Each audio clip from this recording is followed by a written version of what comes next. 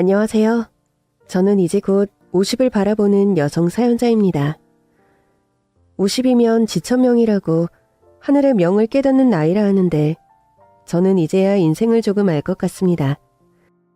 요즘은 100세 시대니 앞으로 살 날이 더 많다 기대를 하면서도 여태껏 살아온 세월을 돌이켜보면 괜시리 생각이 많아지기도 하네요.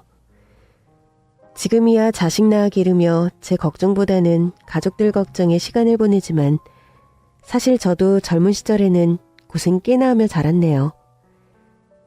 가난한 집안에서 이남 일녀 중 장녀로 태어났던 저는 남모를 소가리가 많았습니다. 저희 부모님께서는 두 분 다 말 못하는 농아이셨거든요. 말 못한다고 일하는 곳에서 임금을 떼이기도 하고 남들에게 무시받으며 마음고생하시는 부모님들을 보며 자라온 저는 하루빨리 성공하는 것이 목표였습니다. 거기다 밑으로 남동생이 둘이나 있어서 장녀로서 책임감도 막중했었죠. 다행히 말 못하는 부모님 밑에서도 저는 혼자 말을 깨우칠 정도로 꽤 영특한 편이었어요. 누구 하나 가르쳐주는 사람 없었지만 혼자 한글과 산수를 깨우치고 학교에 들어가서도 좋은 성적을 유지하곤 했었죠. 하지만 그랬던 저는 먹고 살기 급급한 집안 형편 탓에 공부를 길게 할 수 없었습니다. 부모님은 장애가 있다는 이유로 일자리 구하기도 쉽지 않으셨고 그래서 제가 일찍이 사회생활에 뛰어들어야 했어요. 가뜩이나 기초수급자로 어려운 형편에 자식은 셋이나 되었으니 버는 돈에 비해 들어갈 돈이 너무나 많았던 거죠. 아껴 쓴다고 해도 정도가 있는지라 결국 저는 고등학교를 중퇴하고 18살 나이에 생업에 뛰어들게 되었습니다. 저로서도 학교 공부 정도는 마치고 싶었지만 당시 부모님 건강이 안 좋아지시면서 사정이 좋지 않았고 당장 가장 노릇을 할 사람이 저밖에 없었어요. 그래서 저는 어쩔 수 없이 자퇴를 하게 되었죠. 그렇게 이른 나이에 일을 시작한 저는 세상의 편견과 무시에 시달리면서도 정말 열심히 살았습니다. 나이 어리다고 일자리 주지 않겠다는 어른들을 설득하고 돈을 떼어먹으려는 사장들과 싸우면서 맨몸으로 사회를 배워나갔죠. 그렇게 일을 시작했던 저는 버는 돈 거의 전부를 생활비로 집에 보내면서 조금씩 제 미천을 모았습니다. 사실 얼마 안 되는 봉급에 저축할 돈이라 할 것도 없었지만 제가 먹을 것, 입을 것 아껴가며 정말 10원, 20원 끌어모아 저축을 했었어요. 돈이 생기면 괜히 언감생심이 들까 싶어 1,000원 한 장만 모이면 은행으로 달려가곤 했었죠. 그렇게 은행을 내 집 드나들듯 하다 보니 자연스럽게 돈에 대해 깨우치게 되었고 그렇게 몇 년간 차곡차곡 모아 한미천을 마련하여 제 장사를 시작하게 되었습니다. 장사를 쉽게 보고서 뛰어드는 건 아니었지만 고등학교도 나오지 못했던 제가 성공할 수 있는 길은 그것뿐이라 생각했거든요. 그렇게 저는 노점 장사부터 시작해 또다시 돈을 모으기 시작했습니다. 예상대로 장사는 쉽지 않더라고요. 주변 상인들 텃세와 손님들 상대하다 보면 스트레스에 혓바늘 가실 날이 없었거든요. 사람 대하는 게 왜 이렇게 힘든 건지 그래서 처음에는 장사가 제 체질이 아닌 줄 알았죠. 그래도 1년, 2년 지나다 보니 세월이 약이 되어주더라고요. 점점 목소리도 커지고 자기 주장도 세지다 보니 언젠가부터는 저도 호락호락해지지 않았습니다. 누가 시비 걸어오면 맞받아치고 진상 손님들한테도 능글맞게 대응할 정도로 저도 많이 성장했더라고요. 그리고 어느새 그만큼 벌이도 괜찮아졌죠. 그렇게 번 돈으로 저는 제 동생들 대학 학비까지 대어주었습니다. 비록 저는 집안 사정 탓에 고등학교도 졸업하지 못했지만 제 동생들은 저와 같은 아픔을 모르고 열심히 공부해서 저보다 나은 사람이 되기를 바랐었거든요. 다행히도 착한 동생들은 누나의 그런 바람을 알아주어 열심히 공부해 주었고 대학에 철석같이 붙어주었습니다. 그런 덕분에 저도 조금은 숨통이 트일 수 있었어요. 동생들이 취직하고 나면 저 혼자 가장 노릇하며 아등바등 살지 않아도 된다는 생각에 늘 무거웠던 제 어깨도 조금은 가벼워진 기분이었거든요.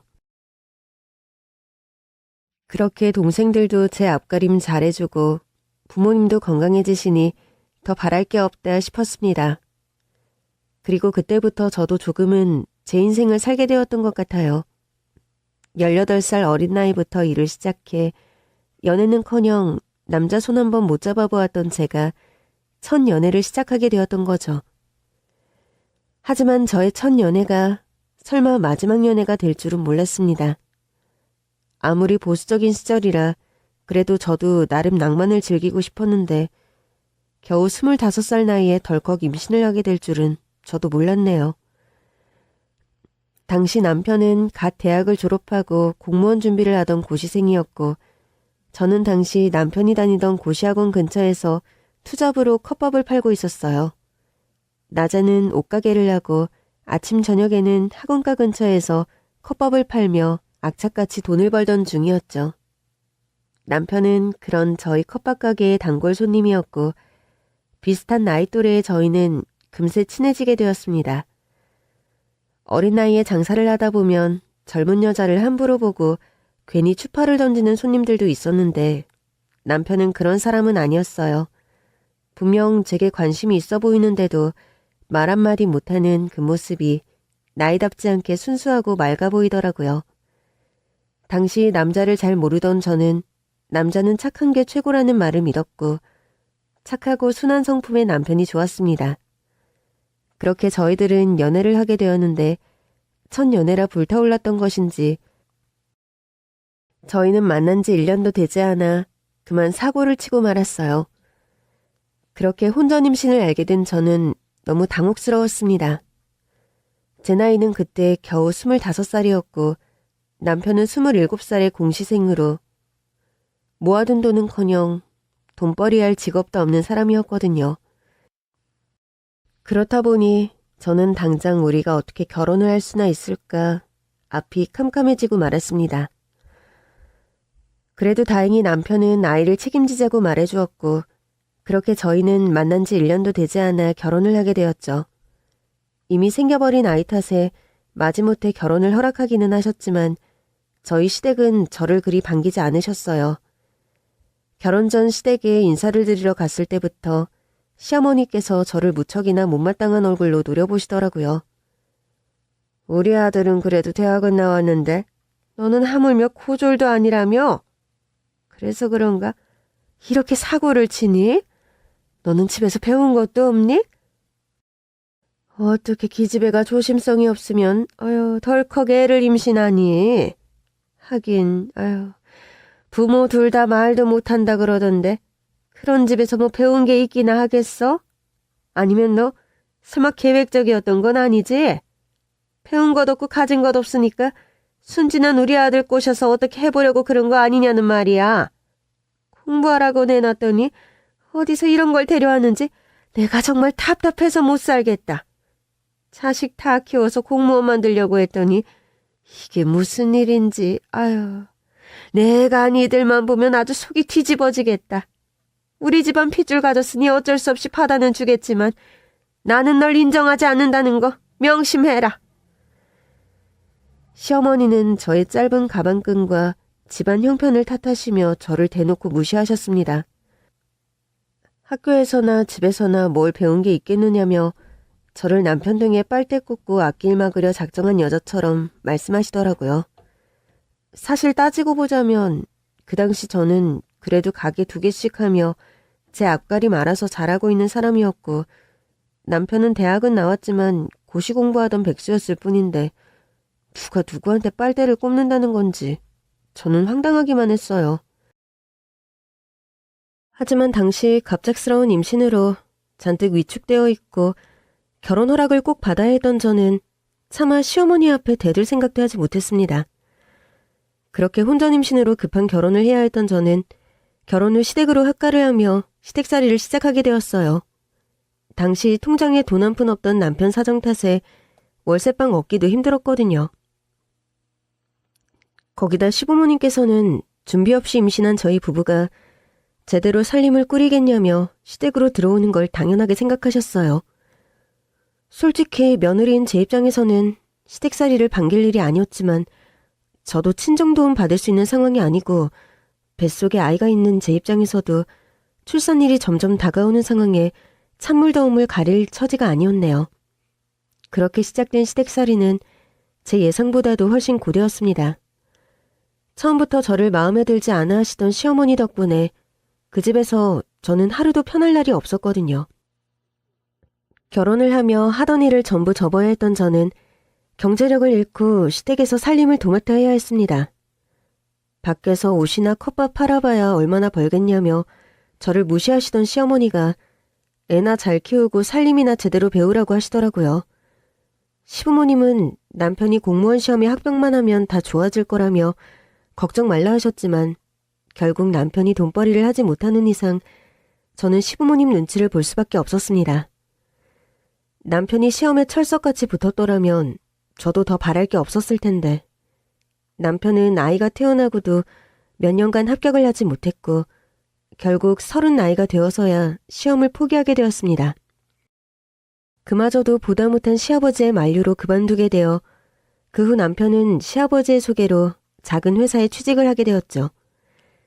그래도 대학 졸업장이 있는 덕분인지 남편은 불러주는 회사가 있더라고요. 그렇게 남편이 겨우 취직을 하고 이제는 저도 숨통 좀 트이나 했더니 그것도 아니더라고요. 그즈음 남편보다 1살 어린 시동생이 결혼을 한다는 소식이 들려왔습니다. 아이고, 이제서야 나도 제대로 된 며느리 얻겠구나. 세상에, 새아가 되래가 교사라 그러더라. 부모도 다들 교사라서 완전히 교육자 집안이라는데 우리 영민이가 형이 못한 일을 해주는구나. 드디어 이 엄마 소원을 들어주게 됐어. 당신 소원이 뭔데? 뭐, 교사 며느리 얻는 게 소원이야? 아이즈, 그게 아니라 이제서야 제대로 자식 결혼시키는 것 같다는 거죠. 사실 쟤들 결혼할 때 그게 뭐 결혼식 같기나 했어요. 배불러가지고 남들 흉볼까 싶어서 쉬쉬하면서 후딱 결혼시키느라 제대로 뭘 하지도 못했잖아요. 하긴 뭐 천천히 했어도 그건 그것대로 문제기는 하네. 제가 친정이 잘났기를래, 학벌이 좋기를래, 자랑도 뭐 할 만한 게 있어야 하는 거지. 아무튼 그때는 내가 주변에 뭐라 말도 못하고 소가리만 했는데 이번에는 자랑할 수 있잖아요. 우리 며느리 교사라고 하니까 다들 부럽다고 어찌나 난리들인지 아주 내가 요즘 새아가 덕분에 안 먹어도 배가 부르다니까. 예비 동서는 사대를 나와 아이들을 가르치는 중학교 선생님이었습니다. 임용고시도 단번에 합격해서 승승장구하고 있다고 하니 어머니는 교사 며느리를 드리게 되었다고 무척 좋아하셨어요. 그러니 저는 잘난 동서 그늘에 가려 자연스럽게 비교가 될 수밖에 없었죠. 어머니 입장에서 생각해보면 어쩔 수 없이 결혼시켜야 했던 저보다 동서가 예쁘신 게 당연하겠지만 그래도 어머니는 너무하다 싶을 정도로 동서와 저를 비교하곤 하셨습니다. 그러다 보니 동서도 그런 시어머니를 등에 업고 기세등등해하며 손이똥소인 저를 대놓고 무시하곤 했었어요. 형님, 어머니가 그러시던데 형님 고등학교도 졸업 못하셨다면서요? 정말이에요? 그때 우리 집안 사정이 너무 안 좋아서 내가 돈을 벌어야 했거든. 그래서 어쩔 수 없이 그렇게 됐네. 어머, 아무리 그래도 그렇지 어떻게 고등학교를 그만둘 생각을 하셨어요? 아니면 야간학교라도 다니시지. 고졸이랑 중졸이랑 얼마나 하늘과 땅 차이인데 형님이 너무 안일하게 생각하셨나 보다. 아, 형님, 안일이라는 말을 모르시려나? 형님이 너무 생각이 없으셨다는 말이에요. 그래도 세상 살아가려면 고등학교 졸업장 정도는 있어야죠. 거기다 자식까지 있으신 분이 애한테 부끄럽지도 않으세요? 나중에 애가 자라서 엄마 학력 알면 얼마나 충격받고 실망하겠어요? 그러려나? 그래도 우리 지훈이가 워낙 똘똘해서 엄마 중졸인 것과 별개로 잘해줄 거야. 어머, 형님 생각보다 욕심이 과한 사람이네요. 자기는 중졸이면서 자식은 똑똑하기를 바라는 거예요? 애들 머리 좋은 것도 다 부모 닮는 건데 특히 자녀의 지능은 모계를 따른다는 말이 있거든요. 저도 저희 엄마 머리 닮아서 한 번에 임용고시 붙은 거라. 아무튼 형님은 자식한테 기대 거시면 안 되겠네요. 애가 중졸인 엄마한테 뭘 보고 배우겠어요? 아니야. 우리 지훈이는 나보다 훨씬 똑똑해서 잘할 거야. 그리고 동서, 나 공부 못해서 중졸인 거 아니라니까? 나 학교 다닐 적에는 공부 곧잘 했어. 혼자 한글도 산수도 깨우치고 어디 가서 머리 나쁘다는 소리는 못 들어봤다고. 다만 가정 형편이 안 좋아서. 형님이 진짜 머리가 좋았으면 어떻게든 방법을 찾으셨겠죠. 돈 없어서 공부 못 마쳤다. 그게 머리 나쁜 사람들 제일 좋은 핑계 아니에요? 아, 정 어려우면 검정고시라는 제도도 있는데 말이에요. 나도 그런 생각 안 해본 건 아닌데 먹고 살기 바쁘다 보니 그것도 어렵더라. 그렇다고 동서, 사람 학벌 가지고 그렇게 무시해도 되는 거야? 그럼 안 되니? 왜? 너 똑똑한 동서가 몇 마디 좀 했다고 기분 나쁘다 이거야? 너보다 잘난 동서 들어오니까 배가 아파서 그러니? 그러게, 그럼 너도 뭐 하나 잘난 구석이 있던가? 너보다 많이 배운 사람이 뭘 알려주면 잘 받아들일 생각을 해야지. 하여간에 주제도 안 되는 게 괜히 자존심만 있어가지고. 너는 그래서 더 안 되는 거야. 알아? 괜찮아요, 어머니. 너무 그러지 마세요. 형님이 뭘 아시겠어요? 하긴, 대학도 못 나온 것이 뭘 알겠니? 두 사람은 늘 저의 학벌과 배경을 가지고 사람을 무시하려 들었습니다. 가난한 형편 탓에 고등학교 졸업장도 따지 못한 것, 말 못하는 농아 부모님을 둔 것, 그것들 모두 다 시모와 동서에게는 저를 괴롭힐 무기가 되었고, 저는 못 배우고 무식하다는 오명을 뒤집어 쓰고 그 집에서 사람 취급도 받지 못했네요. 집안에 대소사가 있을 때면 가족들은 늘 저를 빼놓고 얘기를 나눴고, 저는 그냥 그 집에 부리는 사람인 양 시키는 것만 잘하라며 소리 한 번 낼 기회도 주지 않았어요. 그렇게 저는 그 집에서 한 번도 사람 대접을 받은 적이 없었네요. 남편은 착하고 순하고 좋은 사람이었지만 그것이 바로 장점이자 단점인 사람이었어요. 가장 노릇을 하려면 너무 순해서만은 안 되는데 저희 남편은 남들 앞에서 싫은 소리 한마디 하지 못해 제 식구도 챙기지 못하는 사람이었거든요. 이것도 저것도 아니라 늘 우유부단한 남편은 시댁 식구들 앞에서 한 번도 제 편을 들어주지 못했습니다. 제가 시댁에서 얼마나 무시를 당하고 시달리는지 뻔히 보면서도 자기 식구들에게 싫은 소리 못하겠다고 제 편 한 번 들어주지 못한 사람이었어요. 자기가 가족들에게 어떻게 화를 내겠냐며 저더러 참으라고 하더라고요. 때리는 시어머니보다 말리는 시누이가 얄밉다 그러더니, 그래서 저는 오히려 시댁 식구들보다 남편에게 서운해지곤 했습니다. 이 집에 시집 올 때부터 내 편은 남편밖에 없다 생각했는데 믿었던 남편이 결국 내 편이 아니었구나 알게 되니 그것만큼 무섭고 서러운 게 없더라고요. 그렇게 가족 생각하고 착하다는 사람이 왜 자기 마누라 생각은 못 해주는지, 저는 끝까지 혼자서만 착한 사람이고 싶어하는 남편이 더 싫었어요. 그래서 정말 이혼 생각도 수십 번이었지만 저는 그때마다 저희 아들 지훈이 생각에 마음을 고쳐먹곤 했습니다. 세상의 편견과 괄시를 누구보다 잘 알던 제가 저희 아들만큼은 흠 있는 자식으로 키우고 싶지 않았거든요. 거기다 남편과 제 사이의 문제였을 뿐 아이 아빠가 아이에게는 잘하는 편이라 아들에게서 아빠를 뺏을 자신도 없었어요. 아무래도 아직 어린 아들에게 큰 상처가 되지 않을까 하는 생각에 저는 결국 이혼을 포기할 수밖에 없었습니다. 그렇게 하루에도 몇 번씩 이혼 생각이 들 때마다 제 아들을 떠올리며 마음을 다잡던 저는 어떻게든 시댁에서 버텨야 했어요. 그래서 그때부터는 저도 더 이상 참고만 있지 않겠다 다짐했죠. 처음에는 제가 무조건 참는 게 능사인 줄만 알았습니다.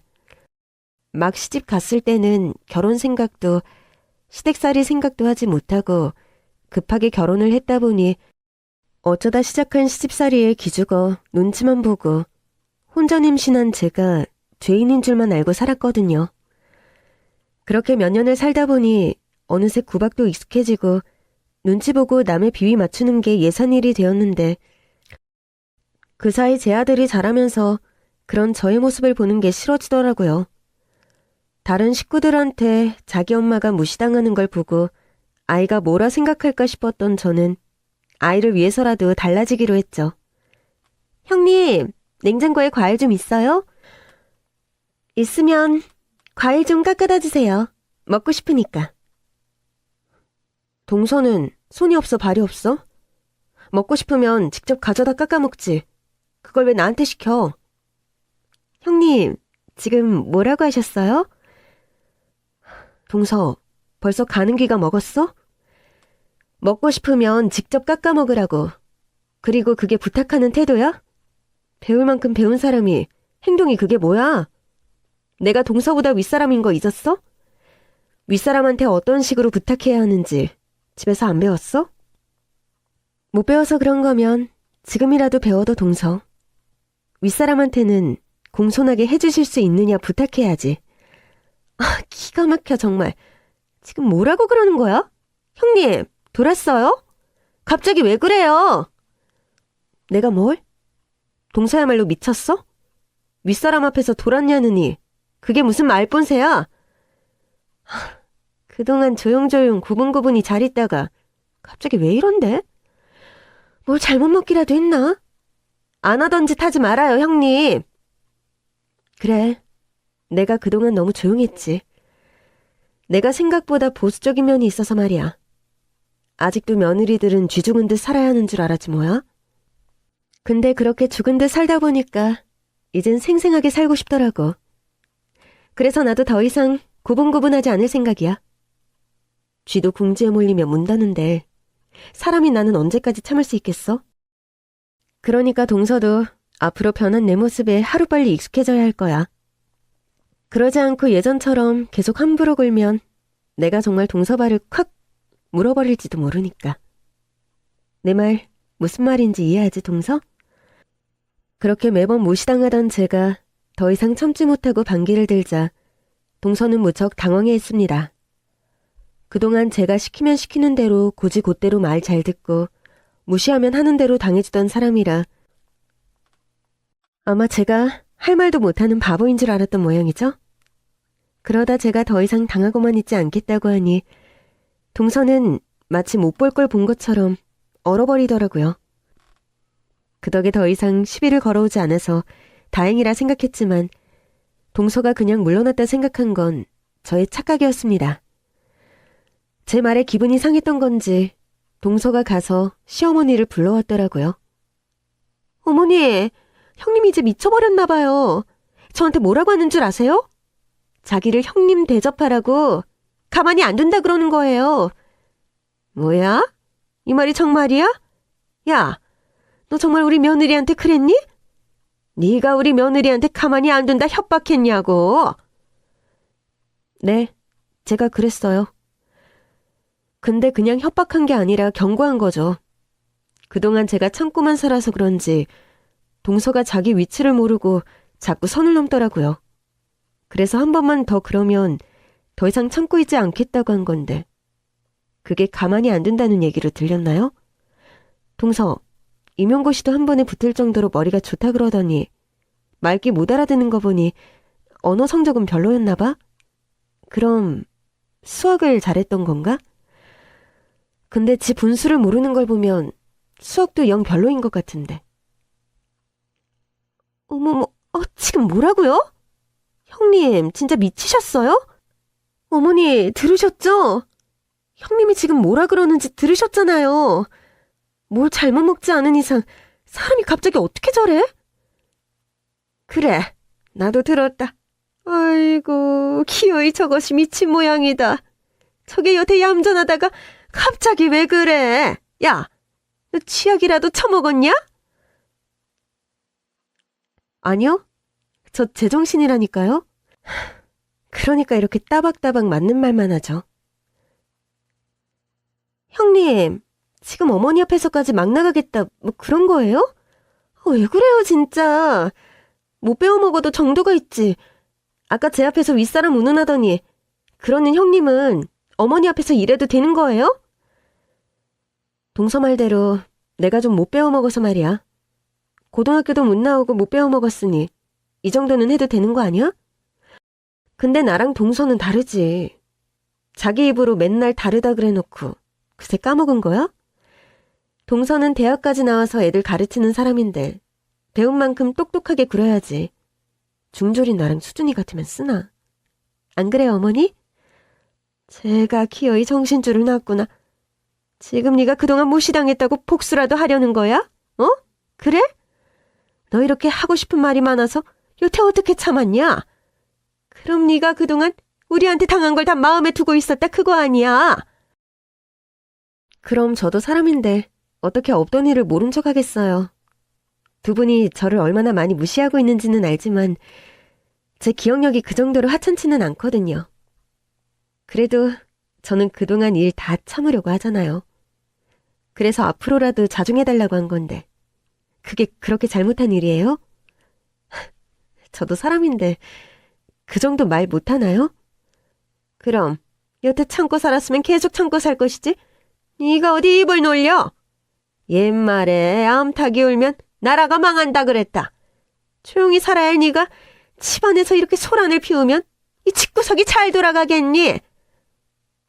그럼 어머니는 뭐 수탉이세요? 하긴 어머니 목청 생각하면 암탉 느낌은 아니긴 한데 어머니 폐경까지 오셔가지고 남성 호르몬이 너무 넘치세요? 뭐야? 얘가 지금 사람을 가지고 노나? 이게 오냐오냐 봐줬더니 끝도 없이 기어올라. 입은 비뚤어져도 말은 똑바로 하셔야죠. 어머니가 저를 봐주신 적이 언제 있으세요? 매번 제가 참았지. 그래서 제가 여태 참다가 이렇게 호구된 거잖아요. 내가 내 자식 보기 부끄러워서라도 호구 안 하겠다는데 그게 그렇게 잘못한 일이에요? 정말 다들 너무하네. 적당히 경고로 끝내려던 일은 결국 말싸움으로 이어졌고 저는 시무와 동서까지 1대2의 싸움을 벌여야 했습니다.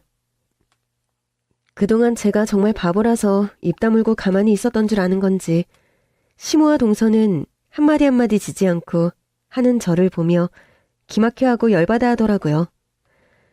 열받으라고 한 말은 맞지만 니까짓게 감히 그런 소리를 하냐는 말을 들으니 저도 자꾸 열이 오르는 거죠. 앞으로 그러지 말라 그렇게 얘기했는데도 못 알아듣는 건지 이건 말로 끝낼 싸움이 아니구나 싶었죠. 그러다 기어이 시모가 제 쪽으로 손을 올렸고 그 순간 저도 시모의 머리채를 잡았습니다. 이게 뭐하는 짓이야? 너 이거 안 놔? 얼른 놔! 이거 놓으면 내가 얻어맞을 텐데 제가 미쳤다고 나요? 형님, 지금 뭐 하시는 거예요? 그 손 놓지 못해요? 동서, 나 손 2개야. 여차하면 동서 머리채도 잡을 수 있다는 말이야. 그러니까 괜히 젊은 나이에 머리에 땜빵 만들고 싶지 않으면 가만히 있는 게 좋을걸? 어머님이 어차피 빠질 머리인데 동서는 사회생활도 해야 하는데 곤란하지 않겠어? 차근해, 너 뭐하니? 보고만 있지 말고 얼른 와서 이것 떼어내지 않고! 저는 시모의 머리채를 잡고 대치를 하고 있었고 그 모습을 본 동서가 저를 말려보려 했지만 저의 협박에 주춤했습니다. 아무래도 교탁 앞에 서야 하는 동서는 머리채 뜯기고 싶지 않았겠죠.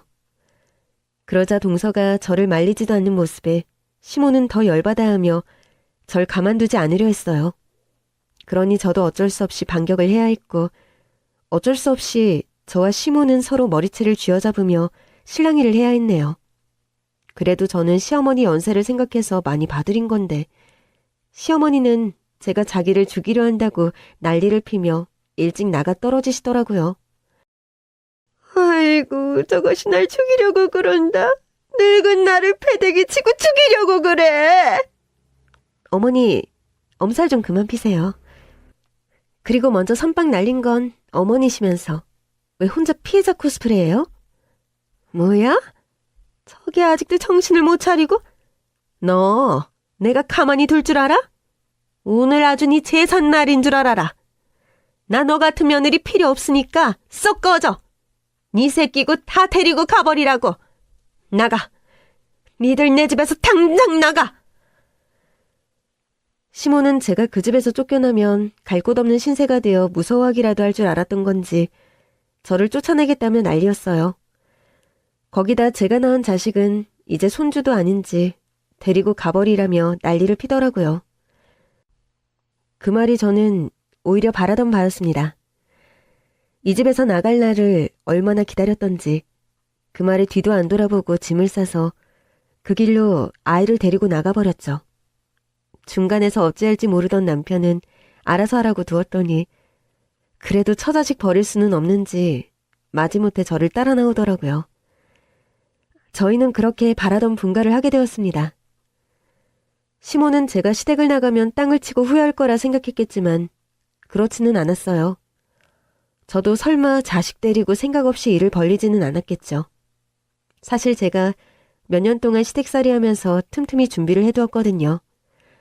매일 새벽같이 일어나서 상 차리고 치우고 앉지도 못하고 쉬지도 못하는 종살이 하면서도 저는 아이 재워놓고 주식 공부를 했어요. 처음에는 아들만 키워놓으면 하루빨리 나가서 장사를 할 생각이었는데 애가 언제 클지도 모르고 그걸 기다리기에는 제가 더 버티기 힘들었거든요. 그래서 앉아서 돈 벌 수 있는 궁리를 하다 보니 주식이 눈에 들어오더라고요. 시아버님이 취미 삼아 주식을 하셨어서 저도 오며 가며 주워드는 게 있다 보니 저도 그쪽으로 관심을 가지며 조금씩 공부를 하게 되었습니다. 시드머니야 제가 처녀 시절 벌어둔 돈이 얼마 있으니 모자라지는 않았고요. 그렇게 처음에는 몇백만 원으로 시작을 했어요.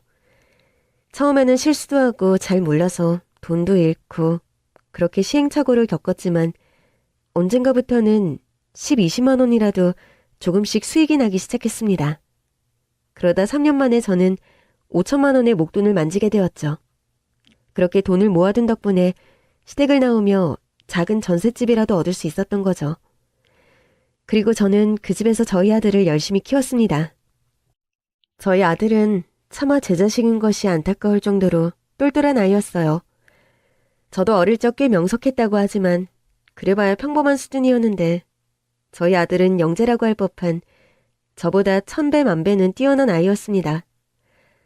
시집살이 할 당시 저는 하루 종일 집안일 하느라 애한테 관심 쏟을 새도 없었는데 어느 날 보니 이제 갓 돌진한 애가 혼자 말을 하고 있더라고요.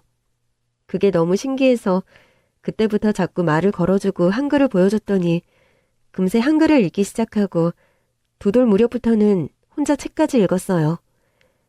이 정도면 천재가 아닌가 싶어 가슴이 두근거렸지만 그런 얘기를 시댁 식구들에게 해봐야 무식한 것이 헛소리한다고 비웃을 게 뻔했기에 저는 제 자식만큼은 비웃음 사게 하고 싶지 않아 아무에게도 말을 하지 않았어요.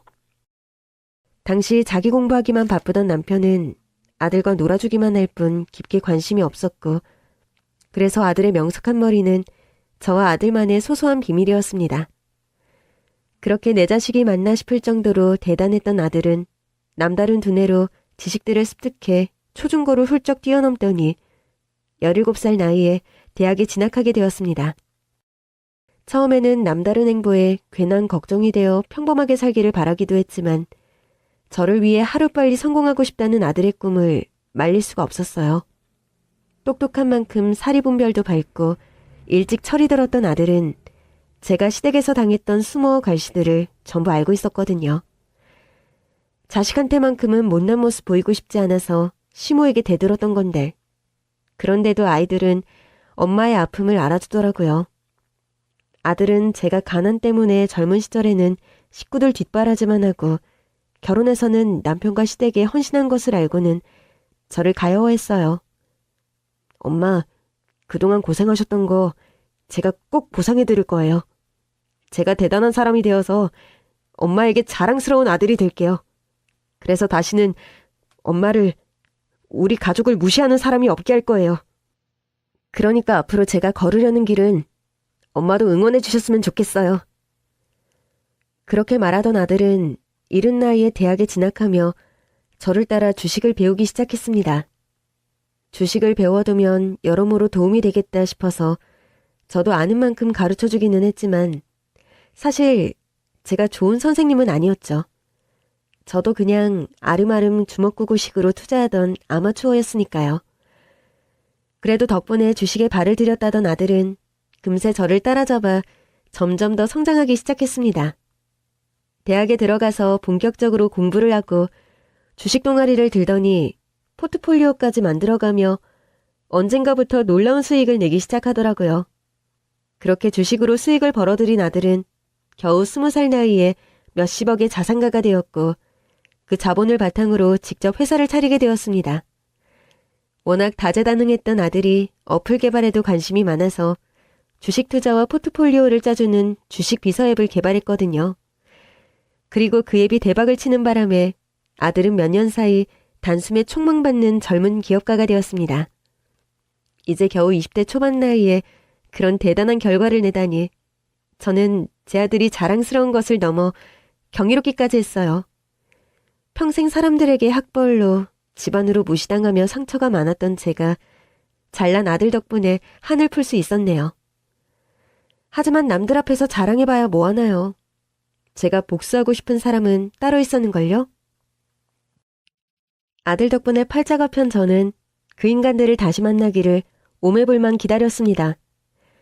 시댁에서 머리 뜯기고 쫓겨났던 그날 이후로 저는 늘 그 두 사람에게 본때를 보여주고 싶었어요.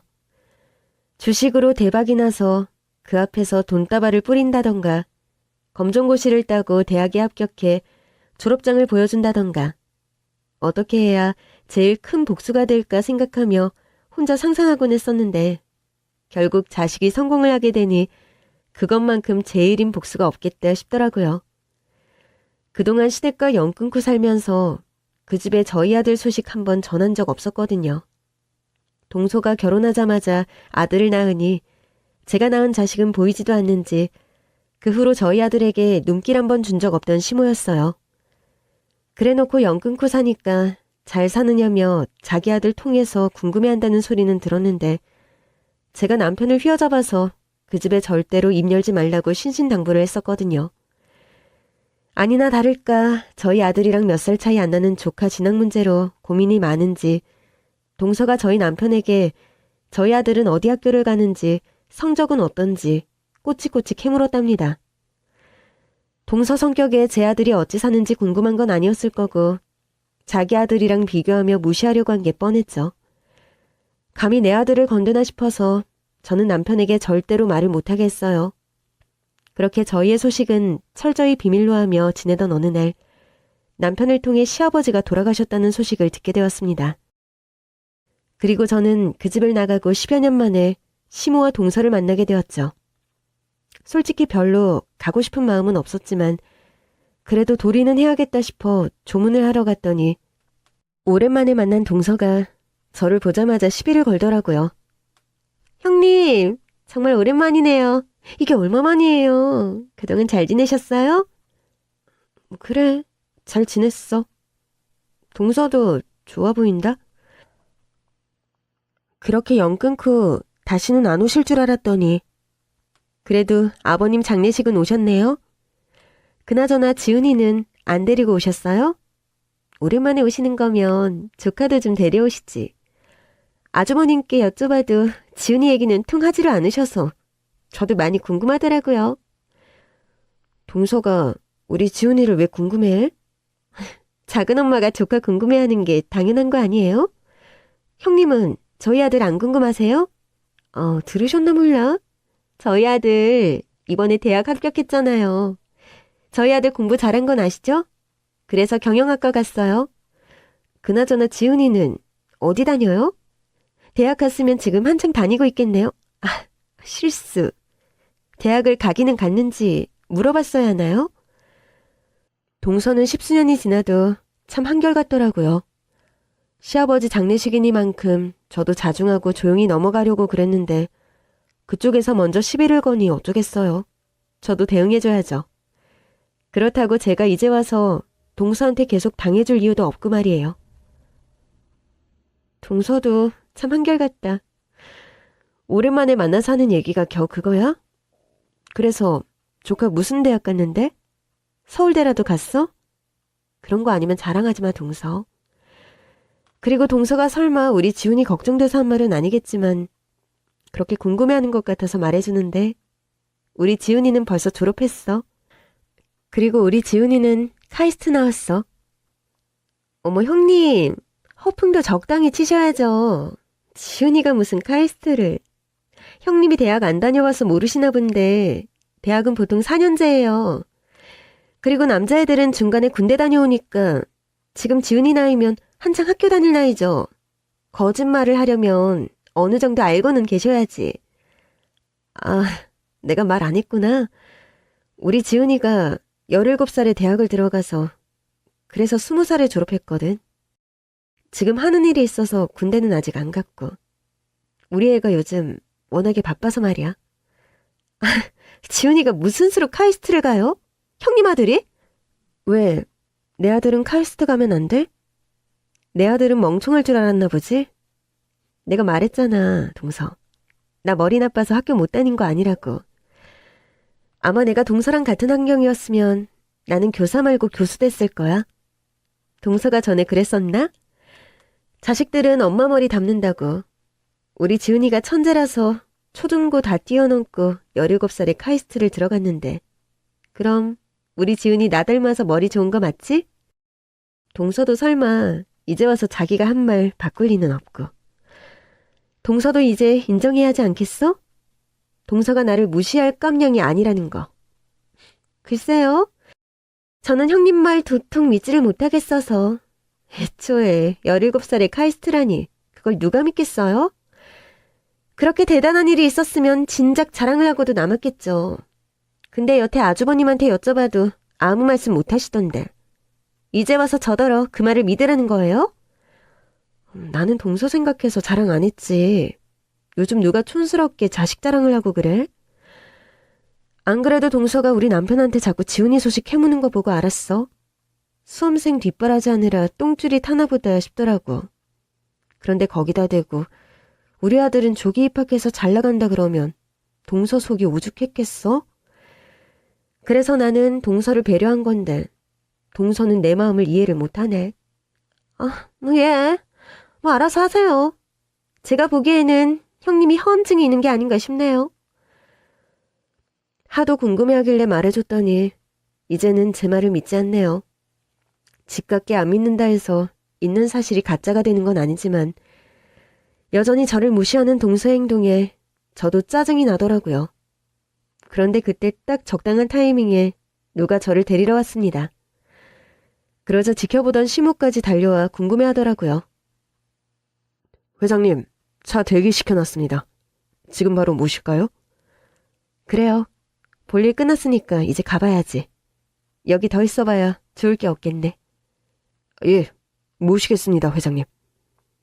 아니, 여기는 누구야? 누구길래 얘한테 회장님이라 그래요?